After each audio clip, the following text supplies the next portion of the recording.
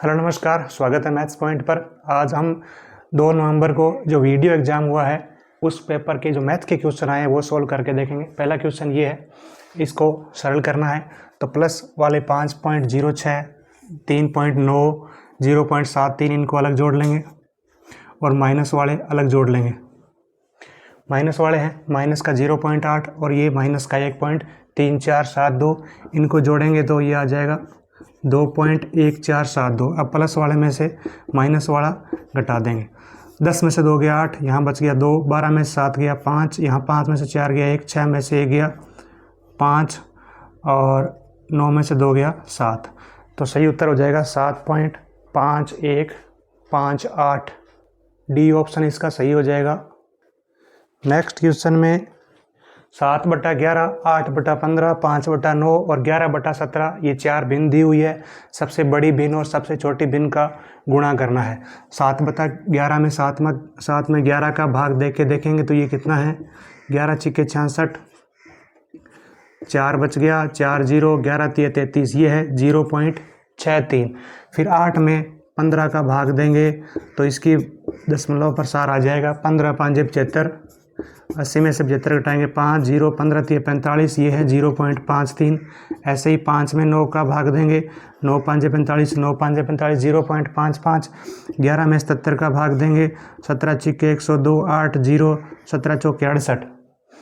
तो यहाँ पर सबसे बड़ी भिन्न है 11/17 और सबसे छोटी भिन्न है 8/15।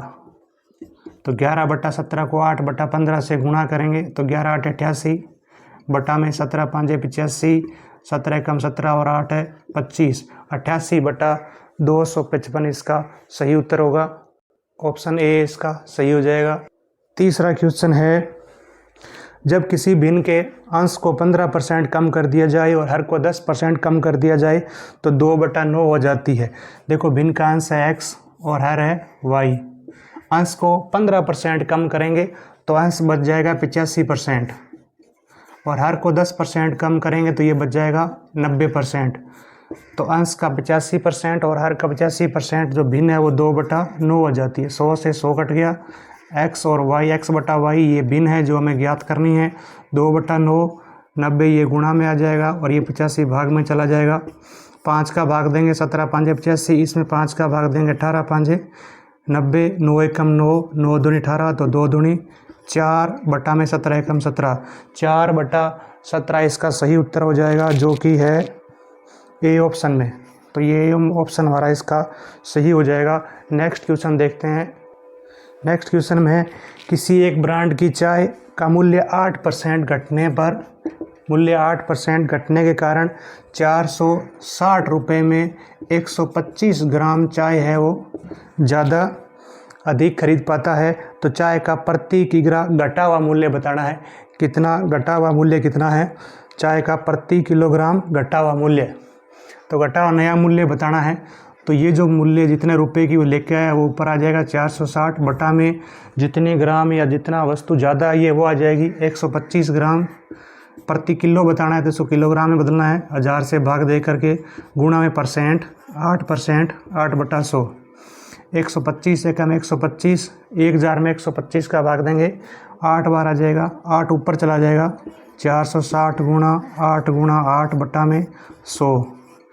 1 0 से 1 0 कट जाएगा, 8 8 64, 64 को गुणा करेंगे 46 से, 6 चौके 24, 6 छिक्के 36 और 16, 52 और 2 54, असल लगी 5, 6 चौके 24 और 5 29 और बटा में 10 है, 10 से भाग देंगे तो एक के बाद पॉइंट, यानी 294.4 रुपये प्रति किलोग्राम घटा हुआ मूल्य है। तो ये हमारा सी ऑप्शन इसका सही हो जाएगा। नेक्स्ट क्वेश्चन में, एक आयत की भुजाओं में 5:3 का अनुपात है और आयत का परिमाप 80 है। परिमाप होता है 2 गुणा लंबाई प्लस चौड़ाई परिमाप होता है, जो कि हमें दे रखा है 80 सेमी। अब लंबाई और चौड़ाई का जोड़ कितना होगा, 80 में 2 का भाग देने पर 40। लंबाई और चौड़ाई का जोड़ आ गया 40। तो लंबाई कितनी हो गई, लंबाई का अनुपात है 5, बटा में अनुपातों का योग 5 और 3 8, गुणा में लंबाई और चौड़ाई का जोड़ 40, 8 5 40, 5 5 25, लंबाई 25 है और लंबाई और चौड़ाई का जोड़ 40 है। 40 माइनस 25, 15 बच गई चौड़ाई। लंबाई 25 है और चौड़ाई 15 है। उसके बाद लंबाई 20% बढ़ा दें तो 25 का अगर हम 20% बढ़ा दें तो 25 का 20% होगा 25 दूना 50 बटा 10 5। तो लंबाई कितनी हो जाए, 25 में 5 बढ़ा दें 30 हो गई लंबाई।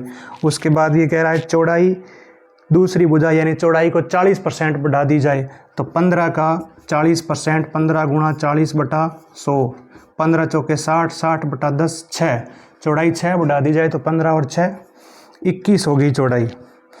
तो नए आयत का परिमाप बताना है। आयत का परिमाप होता है लंबाई प्लस चौड़ाई का दुगुना। तो लंबाई और चौड़ाई का जोड़ हो गया 30 और 21 51 और दुगुना करने पर 102 हो जाएगा नया परिमाप, जो कि ए ऑप्शन में है। तो ए ऑप्शन इसका सही था। नेक्स्ट क्वेश्चन में 1.1 किलोमीटर और 0.9 किलोमीटर लंबी दो रेलगाड़ियां क्रमशः 60 किलोमीटर और प्रति घंटा और 90 किलोमीटर प्रति घंटा की गति से परस्पर विपरीत दिशा में दौड़ रही है। दोनों रेलगाड़ियों को एक दूसरे को पार करने में लगा समय सेकंड में बताना है। दो रेलगाड़ियां हैं, एक 1.1 और दूसरी है 0.9, यानी दोनों को एक दूसरे को पार करना है, विपरीत दिशा से आ रही है। तो कुल कितनी दूरी तय करनी होगी, 1.1 प्लस 0.9 यानी 2 किलोमीटर की दूरी तय करनी होगी। विपरीत दिशा में जा रही है तो सापेक्ष चाल, दोनों ट्रेनों की जो चाल है, स्पीड है, वो जुड़ जाएगी। एक की 60 किलोमीटर प्रति घंटा है, दूसरे की 90 किलोमीटर प्रति घंटा है। विपरीत दिशा में जा रही है, दोनों की सापेक्ष चाल हो जाएगी 150 किलोमीटर प्रति घंटा। समय बताना है तो समय होता है दूरी बटा में चाल। तो दूरी 2, चाल है 150। ये समय आया घंटा में, इसको 60 से गुणा करेंगे मिनट बन जाएगा, फिर 60 से गुणा करेंगे तो सेकंड में आ जाएगा। 1 0 से 1 0 कैंसिल हो जाएगा, 3 दूनी 6, 3 5 15, 5 एकम 5, 12 5 60, 12 दूना 24, 24 दूना 48। यानी दोनों ट्रेन जो है एक दूसरे को 48 सेकंड में पार कर जाएगी और 48 बी ऑप्शन में है। तो बी ऑप्शन इसका सही हो गया है। नेक्स्ट क्वेश्चन देखें। नेक्स्ट क्वेश्चन में है, एक व्यक्ति अपनी 30 किलोमीटर प्रति घंटे से गति से चलाए और वो अपने कार्यालय में 15 मिनट देरी से पहुंचता है, और यदि 40 किलोमीटर प्रति घंटा गति से चलाए तो वह 5 मिनट की देरी से पहुंचता है। यदि उसे समय पर कार्यालय पहुंचना है तो कार की गति क्या होनी चाहिए, कार की स्पीड बतानी है। तो ऐसे सवाल में हम पहले दूरी ज्ञात करेंगे कि टोटल दूरी कितनी है उस व्यक्ति की कार्यालय से। दूरी बताना है तो दोनों जो अलग अलग चाल है उनका गुणा करना है, 30 गुणा 40 बटा में चालों का अंतर लिखना है, 40 माइनस 30 10, गुणा में जो समय लग रहा है उसका अंतर लिखना है, एक 15 मिनट देरी से और एक 5 मिनट देरी से, अंतर 10 मिनट हो गया। ये 4 किलोमीटर प्रति घंटा है तो मिनट को घंटा बनाना है, बटा में 60, 0 से 0 कैंसिल हो गया, ये 0 से कैंसिल हो गया, 6 कम 6, 6 5 30, 5 चौके 20, यानी उसकी दूरी है घर से ऑफिस की वो 20 किलोमीटर दूरी है। अब 20 किलोमीटर दूरी है, हमें क्या ज्ञात करना है, स्पीड बताना है। तो दूरी बटा में चाल होनी चाहिए, जो सही चाल है वो बतानी है ताकि सही टाइम पर पहुंच जाए। तो अभी जो चाल है वो 30 किलोमीटर प्रति घंटे की है तो वो 15 मिनट लेट पहुंचता है, 15 मिनट देरी से पहुंचता है। समय ज्ञात करने का सूत्र होता है दूरी बटा में चाल। तो दूरी 20 बटा में चाल 30, ये बन गए घंटे। मिनट बनाएंगे तो 60 से गुणा कर देंगे, 3 दूनी 6, 20 दूना 40 मिनट लग रहा है। और ये 40 मिनट जो समय है वो 15 मिनट देरी से पहुंच रहा है। इसका मतलब सही टाइम कितना लगेगा, 40 माइनस 15, 25 मिनट का समय लग रहा है। सही स्पीड से जाए तो सही टाइम पर पहुंचना है तो 25 मिनट ही टाइम लगना चाहिए। तो अब हमें स्पीड बतानी है, चाल बतानी है, जो कि होता है दूरी बटा में समय। दूरी कितनी है 20 किलोमीटर, समय कितना लग रहा है 25 मिनट लग रहा है, घंटे बनाएंगे तो बटा में 60 हो जाएगा। तो 20 बटा 25, ये 60 ऊपर आ जाएगा, 5 5 25, 12 5 60, 5 चौके 20, 12 चौके 48। तो सही स्पीड होगी वो 48 किलोमीटर प्रति घंटे की स्पीड से जाएगा तो सही समय पर कार्यालय पहुंच सकेगा, जो ऑप्शन उसमें ए में सही है। नेक्स्ट क्वेश्चन में है, एक व्यक्ति ए और बी ने 4:5 के अनुपात में निवेश करके साझेदारी शुरू की है। ए और बी ने जो है वो 4:5 के रेशो में इन्वेस्टमेंट करके ये साझेदारी शुरू की है। 3 महीने बाद ए ने अपने निवेश का 1/4 भाग बाहर निकाल लिया। इसका मतलब ये जो इसकी पूंजी थी वो 3 महीने रही है, 4 गुणा 3। और उसके बाद में उसने क्या किया, 1/4 भाग बाहर निकाल लिया। तो 1/4 में से 1 भाग बाहर निकाल लिया, तो 3 भाग जो रहा है वो कितने महीने रहा है, उन्होंने 10 महीने बाद 6080 रुपये के लाभ को बांट लिया है। तो 10 महीने तक वो पार्टनरशिप रही है, तो पीछे 7 महीने तक का ये निवेश रहेगा। और इसका बी का जो क्या है, बी ने अपने निवेश का 1/5 भाग बाहर निकाल लिया है। तो 3 महीने तक ये इसका हिस्सा है, 5 गुणा 3 हो जाएगा, प्लस 5 महीने 3 महीने बाद 1/5 भाग, 5 में से 1 भाग बाहर निकाल लिया, तो 4 भाग रह गए। और वो कितने महीने तक रहेंगे, 7 महीने तक।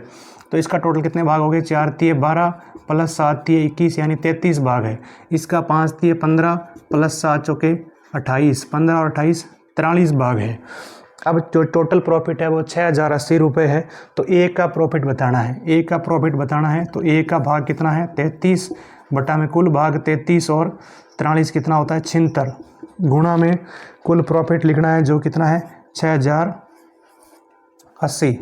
6080 में 76 का भाग देंगे, 8 चिकट 22, 8 बार जाएगा 80। 80 को 33 से गुणा करेंगे, 3 8 24, 2 3 8 24 और 2 26, 2640 रुपये ए का लाभ है, जो कि ऑप्शन डी इसका सही है। नेक्स्ट क्वेश्चन है, किसी वस्तु का विक्रय मूल्य उसके क्रय मूल्य का 5/4 गुना है, तो लाभ परसेंट बताना है। विक्रय मूल्य जो है वो क्रय मूल्य का 5/4 गुना है, तो लाभ परसेंट बताना है। तो इधर क्रय मूल्य आ जाएगा भाग में, तो विक्रय मूल्य बटा क्रय मूल्य हो गया 5, यानी विक्रय मूल्य है 5 और क्रय मूल्य है 4। तो 4 में खरीद कर 5 का बेच दी, तो 1 का लाभ हो गया, बटा में क्रय मूल्य 4, लाभ परसेंट बताना है, तो गुणा में 100, 100/4, यानी जो लाभ परसेंट है वो 25% का लाभ हो गया। और 25% इसमें है डी ऑप्शन में, तो इसका डी ऑप्शन सही हो जाएगा। नेक्स्ट क्वेश्चन देखते हैं। नेक्स्ट क्वेश्चन है, क्रमिक बट्टों 25%, 20% और 10% के समतुल्य एकल बट्टा ज्ञात करना है। तो कोई राशि है, उसका 25% कितना होगा, 25% बट्टा घटाने के बाद कितनी वैल्यू होगी उसकी, 75। उसके बाद दूसरा बट्टा कितना है, 20% है, तो कितनी वैल्यू होगी उसकी, 80 रह जाएगी। गुणा में 10% बट्टा देने के बाद कितना रह जाएगा, 90%। तो 1 0 से 1 0 कट गया, ये 1 0 से ये कट गया, 25 3 75, 25 चौके 100, 4 एकम 4, 4 दूनी 8, 3 दूनी 6, 6 निमा 54। तो फाइनल वो 100 वाली चीज़ वो कितने में मिलेगी, 54 में मिलेगी। तो कितनी छूट हो गई, 100 वाली चीज़ हमें अगर 54 में मिल रही है तो कितने की छूट होगी, 40% की छूट होगी। और 40% ऑप्शन है बी इसका सही हो जाएगा। नेक्स्ट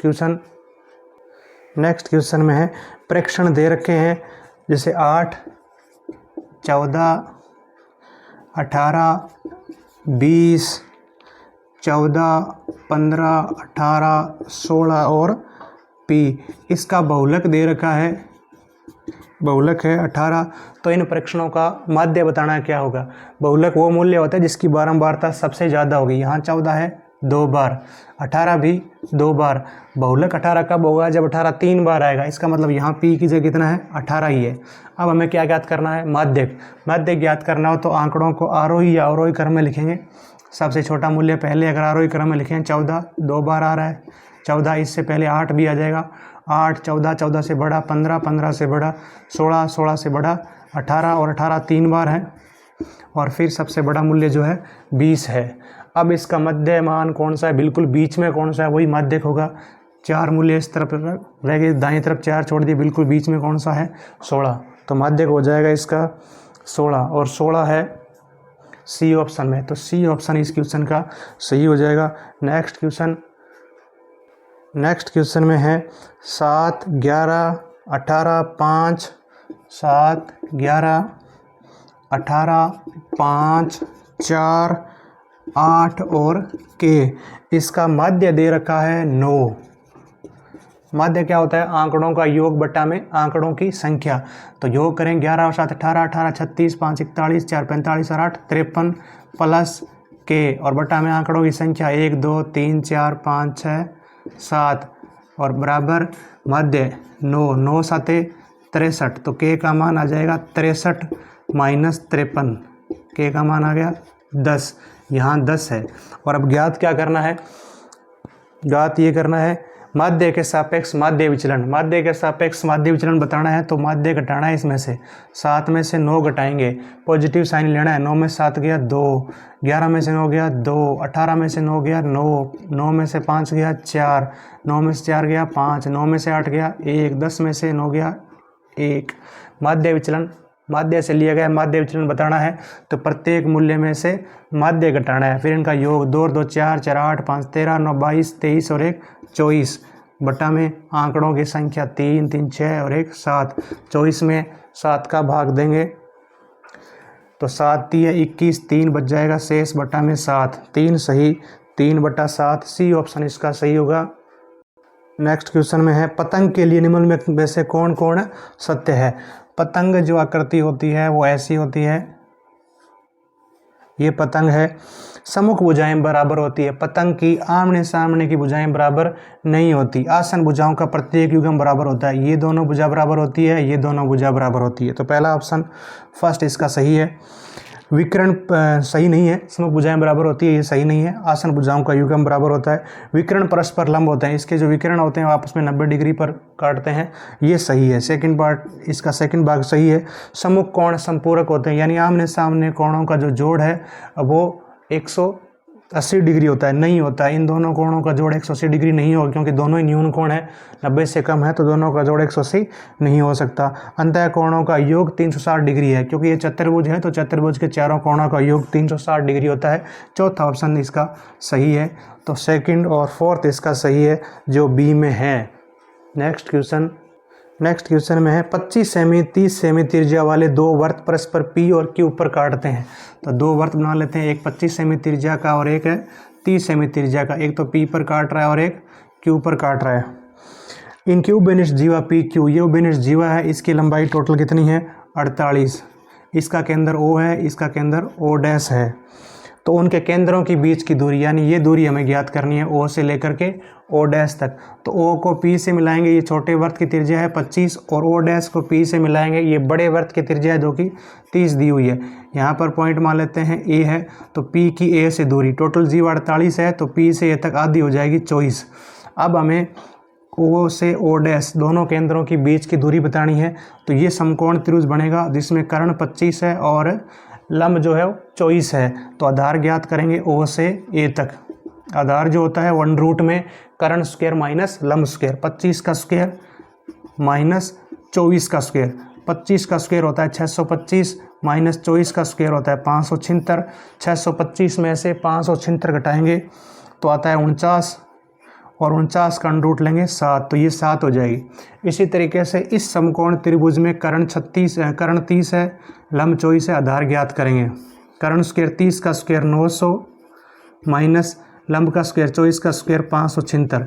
900 में से 576 घटाएंगे तो ये बचेगा 324, और 324 का अंडर रूट होता है 18, तो ये हो गया 18। अब दोनों केंद्रों के बीच की दूरी ओ से लेकर के ओ डैश तक 18 प्लस 7, 18 और 7 25 हो गई दूरी। और 25 कौन से ऑप्शन में है, बी ऑप्शन में, तो बी ऑप्शन इसका सही हो जाएगा। नेक्स्ट क्वेश्चन है एथनॉल और पानी के मिश्रण वाले दो बर्तन ए और बी में ये 5:2 और 7:6 के अनुपात में है, और नया जो मिश्रण है उसमें एथनॉल और पानी का जो अनुपात है वो 8:5 है। तो प्राप्त करने के लिए 8:5 प्राप्त करने के लिए ए और बी के मिश्रणों को किस अनुपात में मिलाया जाना चाहिए। ऐसे सवालों कैसे करेंगे। ए में एथनॉल का भाग कितना है 5, बटा में टोटल भाग 5 और 2 7, इसमें कितना है 7, बटा में 7 और 6 13। नया कितना बढ़ना चाहिए 8, 8 और 5 13। 7/7 13, और 13 का लैस से लेंगे तो 91 आएगा। 91 से गुणा कर दो सबको ताकि बटा वाली संख्या खत्म हो जाए। तो 13 7 91, यानी 13 5 65 भाग है, और ये 13 7 91 49 है, और ये 13 7 91 8 7 56 है। अब देखो आप, ये 65 है, ये 49 है, और कितना बनेगा 56 बनेगा। कितना भाग मिलाया जाए, तो बड़ी संख्या में से छोटी संख्या घटा दो। 65 में से 56 घटा दो, 4 और 5 9, 49 56 में से 49 घटा दो 7। तो नया जो अनुपात होगा वो क्या होगा 7:9। 7:9 जो है वो बी ऑप्शन में है, बी ऑप्शन इसका सही हो जाएगा। नेक्स्ट क्वेश्चन है, किसी कक्षा के 40 विद्यार्थियों का औसत अंक 62 है। इनमें से जो उत्तीर्ण हुए हैं, जो पास हुए हैं, उनका औसत अंक 74 है। पास वालों का औसत अंक 74 है और जो फेल हुए हैं उनका जो उत्तीर्ण अंक है वो कितना है, औसत अंक कितना है, 26 है। पास वालों का 74 औसत अंक है और फेल वालों का 26 है। टोटल पूरी क्लास का 40 विद्यार्थियों का औसत अंक कितना है, 62 है। अब हमें क्या ज्ञात करना है, अनुत्तीर्ण विद्यार्थियों की संख्या ज्ञात करनी है। तो अनुत्तीर्ण विद्यार्थी और पास विद्यार्थियों का अनुपात आ जाएगा संख्या का, 74 में से 62 घटाएंगे 12 और 62 में से 26 घटाएंगे 36, तो 36:12 है। वो पास और फेल विद्यार्थियों का अनुपात आ गया है। अब इसमें क्या ज्ञात करना है, फेल विद्यार्थियों की संख्या बतानी है, अनुत्तीर्ण की फेल विद्यार्थियों की संख्या बतानी है। तो फेल वाला अनुपात कितना है, 12 बटा में अनुपातों का योग 36 और 12 48 गुणा में कुल विद्यार्थी कितने हैं, 40। 12 कम 12, 12 चौके 48, 40 में 4 का भाग देंगे 10। तो फेल होने वाले विद्यार्थी कितने हैं, 10। सी ऑप्शन इसका सही है।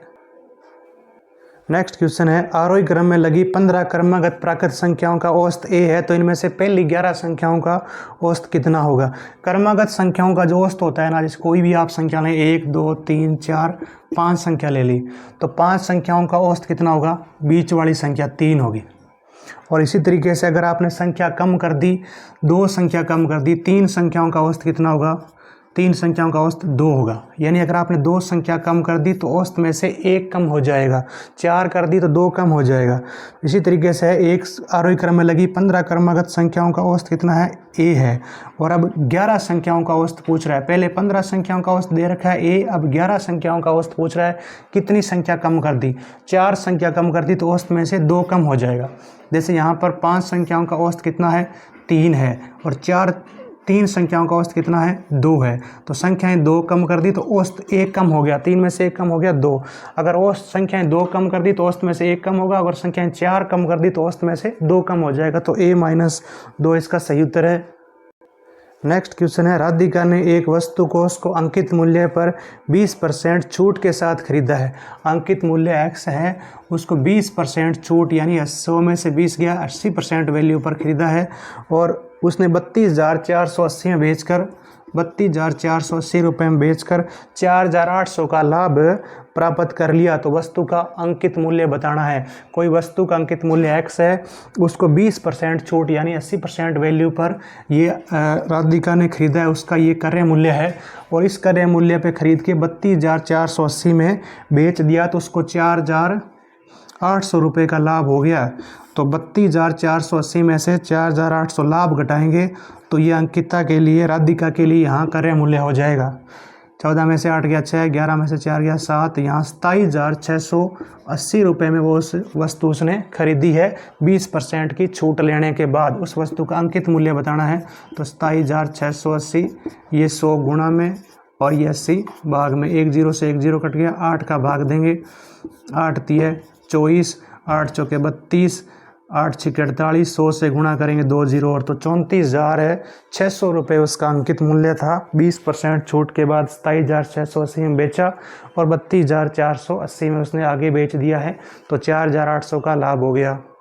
नेक्स्ट क्वेश्चन है, एक दुकानदार ने कुल 60,000 में 2 वस्तुएं खरीदी। उसने एक को 25% लाभ पर, दूसरी को 15% हानि पर बेचा। इस प्रकार उसे कुल मिलाकर के 4% लाभ हुआ। लाभ पर बेची गई वस्तु का क्रय मूल्य बताना है। देखो, ए एक वस्तु है, दूसरी वस्तु बी है। एक को तो 25% लाभ पर बेच दिया, यानी उसको तो बेच दिया 125 रुपये में, 100 वाली चीज़ को बेच दिया 125 में, और दूसरी को बेच दिया 15% हानि में, यानी 100 वाली चीज़ को 15% हानि में बेच दिया, यानी 85 रुपये का। और फिर दोनों का उसको कुल मिलाकर जो है वो प्रॉफिट 4 का हो गया, तो इसका मतलब 104 रुपये बन गए। तो एलिगेशन मेथड से 125 में से 4 घटाएंगे 21, 85, 104 में से 85 घटाएंगे 15 और 4। तो ये जो क्रय मूल्य का अनुपात है वो ए वस्तु का क्रय मूल्य का अनुपात 9 है और बी वस्तु का क्रय मूल्य का अनुपात 21 है। हमें कौन सी वस्तु का क्रय मूल्य बताना है, जिस पे लाभ हुआ है। लाभ इस पे हुआ है तो इसका अनुपात 19 बटा में अनुपातों का योग 19 और 21 40 गुणा में दोनों वस्तुओं का क्रय मूल्य कितना है, 60,000 में खरीदी थी। 0 से 0 कट गया, 6,000 में 4 का भाग देंगे 1500 1500 को 19 से गुणा करना है, 15 में 135, सलागी 13, 15 कम 15 और 13 28, यानी जो जिस पे लाभ हुआ है वो वस्तु 28,500 में खरीदी है। 28,500 सी ऑप्शन में। नेक्स्ट क्वेश्चन है, किसी धनराशि पर 10% वार्षिक दर से 1/2 वर्ष के लिए अर्धवार्षिक संयोजित हो रहा है, तो चक्रवृद्धि ब्याज और साधारण ब्याज में अंतर बताना है। अंतर 244 है, तो वो धनराशि बतानी है। देखो वो धनराशि है P, वो धनराशि है P। 10% अभी अर्धवार्षिक है ब्याज, अर्धवार्षिक ब्याज है तो दर आधी हो जाएगी और समय दुगुना हो जाएगा। तो मूलधन गुणा 1 प्लस दर बटा 100, दर यहाँ पर कितनी है 5 रह जाएगी, 5/100, समय दुगुना हो जाएगा। 1/2 1.5 वर्ष है, अर्धवार्षिक संयोजित हो रहा है तो अर्धवार्षिक इसमें 3 हो जाएगी, 1.5 का दुगुना माइनस P।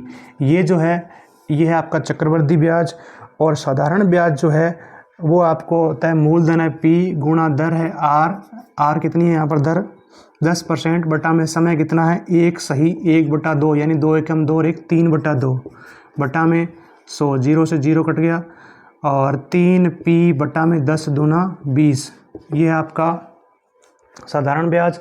और यहाँ से आएगा चक्रवृद्धि ब्याज, 100 एकम 100 और 5 105/100, पावर 3 है तो 105/100, 105/100 3 बार लिखेंगे, माइनस P।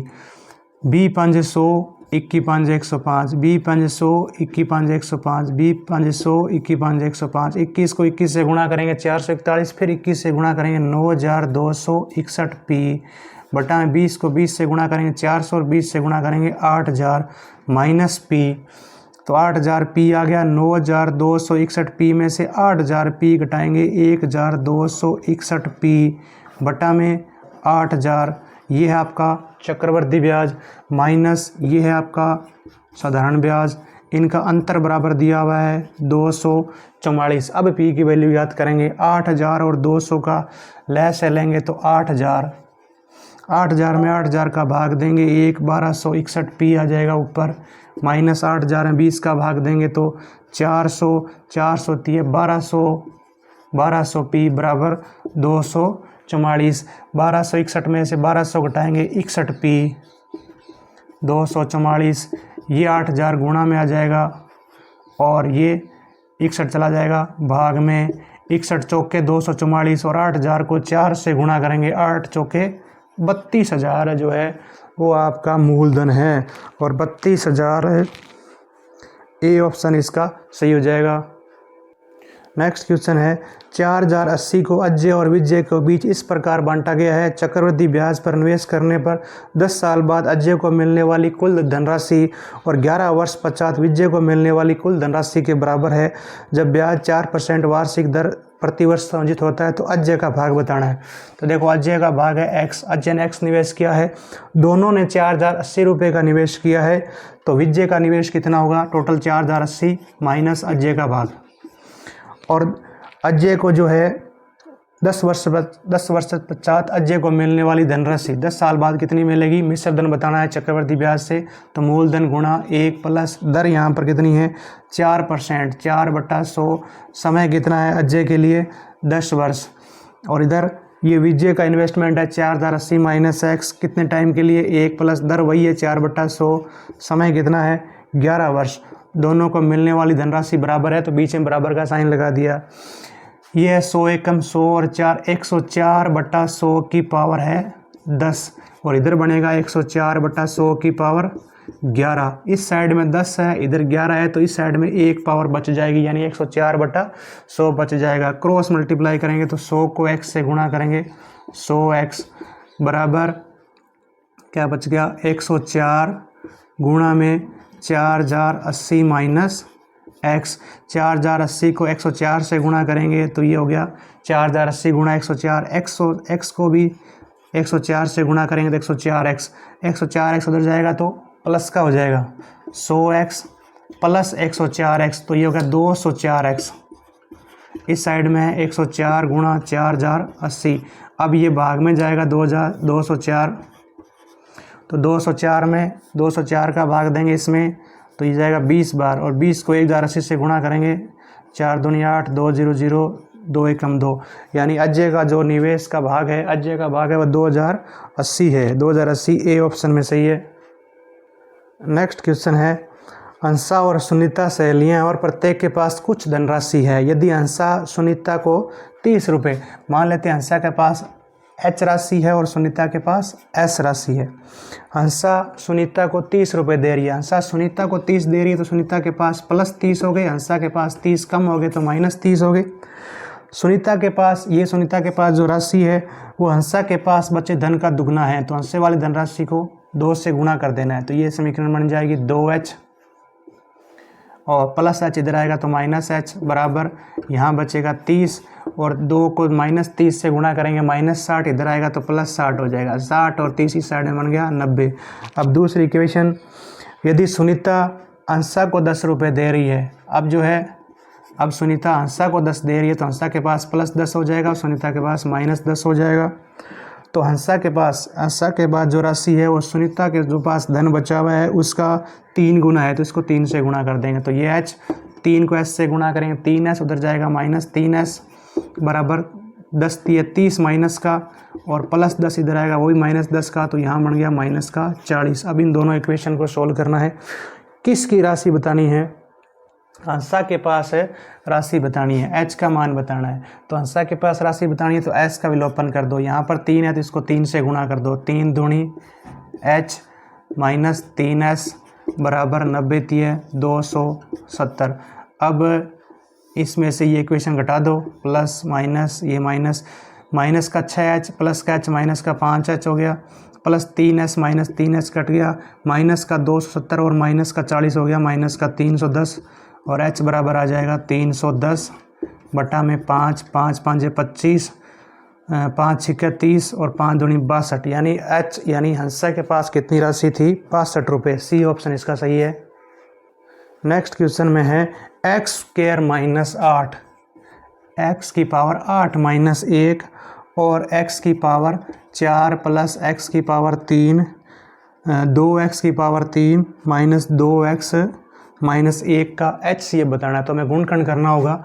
इसको लिख सकते हैं x की पावर 4 का स्क्वायर माइनस 1 का स्क्वायर, तो यहाँ बनेगा a² माइनस b² जो होता है a प्लस बी यानी x की पावर 4 प्लस 1 और a माइनस यानी x की पावर 4 माइनस 1।